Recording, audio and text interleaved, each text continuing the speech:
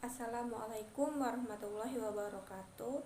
Perkenalkan, nama saya Lisa Fitriani dengan NIM 211181008. Di sini saya akan menjelaskan mengenai bab 1 sampai bab 4 sebagai tugas ujian praktek metodologi penelitian dengan judul penelitian hubungan antara spiritualitas dengan manajemen stres pada individu paruh baya. Baik, spiritualitas, langsung saja masuk ke bab 1, yaitu latar belakang, rumusan masalah, dan manfaat penelitian. Yang pertama itu latar belakang. Spiritualitas merupakan salah satu aspek psikologis dalam diri individu yang menunjukkan pemaknaan terhadap Tuhan, alam, manusia, dan dirinya. Spiritualitas berperan penting pada individu karena memberikan ketenangan batin sehingga mengoptimalkan usaha seseorang untuk menangani permasalahan dalam hidup. Tema ini menjadi sangat penting untuk dibahas ketika subjek dalam penelitian ini adalah individu paruh baya, di mana usia ini individu akan melewati transisi dalam hidup yang membawa mereka terhadap berbagai perubahan. Mereka yang tidak mampu menghadapi perubahan-perubahan itu dapat mengakibatkan stres dalam diri. Adapun individu yang memiliki spiritualitas yang tinggi akan dapat memanajemen stres dengan baik. Tujuan dari penelitian ini adalah melihat hubungan antara spiritualitas dan manajemen stres pada individu paruh baya. Penyebab stres yang dialami oleh individu paruh baya ini juga dipengaruhi oleh faktor internal dan faktor eksternal. Tipe kepribadian sangat berkaitan dengan penyebab munculnya stres karena akan berpengaruh terhadap bagaimana individu mempersepsikan sumber stres yang diterima dari luar diri dan cara individu paruh baya dalam melakukan coping stres. Mungkin itu yang melatar belakangi penelitian tersebut.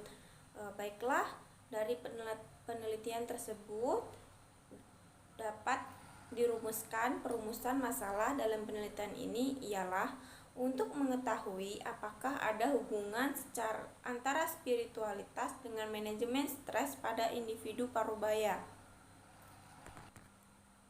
Dan dalam penelitian ini terdapat dua manfaat, yaitu manfaat teoritis dan manfaat praktis, di mana secara teoritis hasil dari penelitian ini diharap dapat menjadi referensi atau masukan bagi pengembangan ilmu dalam ranah psikologi, khususnya di bidang psikologi perkembangan untuk mengetahui bagaimana manajemen stres individu paruh baya jika ditinjau dari tingkat spiritualitas. Sedangkan manfaat dari praktis, yaitu hasil penelitian ini diharapkan menjadi masukan bagi individu dewasa madya dalam menghadapi usia tua sehingga nantinya dapat memaknai hidup lebih positif. Dan bagi pihak lain, penelitian ini juga diharapkan dapat membantu pihak lain dalam mengkaji informasi untuk melakukan penelitian yang serupa. Baik, selanjutnya itu ada bab 2. Bab 2 adalah tinjauan pustaka. Baik, langsung saja masuk. Yang pertama itu apa itu stres? Stres adalah keadaan internal yang dapat diakibatkan oleh tuntutan fisik dari tubuh atau kondisi lingkungan dan sosial yang dinilai potensial membahayakan, tidak terkendali atau melebihi kemampuan individu untuk mengatasinya. Stres juga adalah suatu keadaan tertekan baik secara fisik maupun psikologis. Stres tidak dapat dihindari, namun demikian dengan memahami stresor dan stres itu sendiri, kita dapat meminimalkan stres yang tidak diperlukan. Yang pertama itu ada sumber stres. Sumber stres itu adalah yang dimaksud dengan sumber stres bisa dengan stimulus. Stimulus memiliki potensi untuk menyebabkan stres. Yang kedua itu ada faktor yang mempengaruhi stres. Faktor yang mempengaruhi stres itu ada faktor internal dan faktor eksternal. Selanjutnya itu manajemen stres. Apa itu manajemen stres? Manajemen stres merupakan usaha untuk keluar dari permasalahan serta mencari solusi dari setiap permasalahan atau situasi yang penuh tekanan. Selanjutnya itu ada spiritualitas. Spiritualitas itu merupakan kesadaran dalam diri akan adanya sosok transenden yang dikarakteristikan dengan nilai-nilai tertentu yang diterima oleh individu, baik diri individu, lingkungan maupun alam. Selanjutnya itu usia parubaya. Menurut Lachman dalam Sunrock 2012, usia parubaya adalah usia di mana terjadi penurunan keterampilan fisik dan meluasnya tanggung jawab. Sebuah periode di mana seorang menjadi lebih sadar mengenai polaritas usia muda dan berkurangnya jumlah waktu yang tersisa di dalam hidup. Suatu titik di mana seseorang telah mencapai dan membina suatu kepuasan dalam karirnya. Singkatnya, usia dewasa menengah mencakup suatu keseimbangan antara pekerjaan dan tanggung jawab, relasi di tengah-tengah perubahan fisik dan psikologis yang berlangsung seiring dengan proses penuaan. Baik, selanjutnya itu spiritualitas dan manajemen stres pada individu parubaya.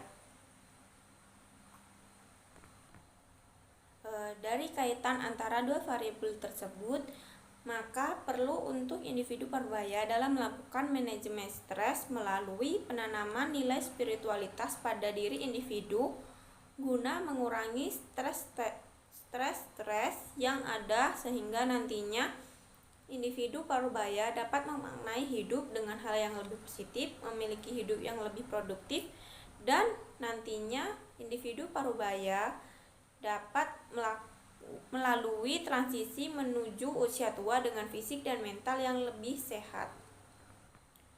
Baik, selanjutnya itu bab 3, hipotesa. Hipotesa yaitu adanya korelasi positif yang signifikan antara nilai spiritualitas dengan manajemen stres pada individu parubaya.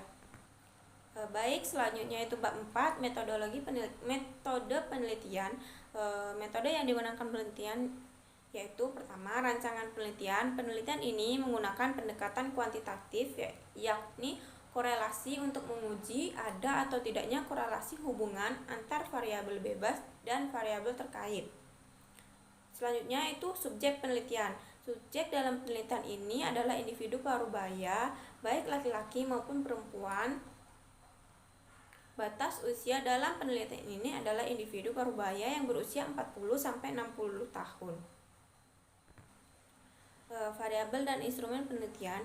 Pada penelitian ini terdapat dua variabel yang akan dikaji, yakni variabel bebas dan variabel terikat, di mana variabel bebas adalah spiritualitas dan variabel terikat adalah manajemen stres. Adapun prosedur dan analisa data. Prosedur dari penelitian ini dimulai pada tahap persiapan dengan menyusun proposal penelitian. Selanjutnya membuat dan mencari skala terkait dengan variabel yang akan diukur. Setelah itu mengadaptasi skala yang akan digunakan. Baik, cukup sekian pemaparan saya. Mohon maaf bila ada salah kata. Saya akhiri. Wassalamualaikum warahmatullahi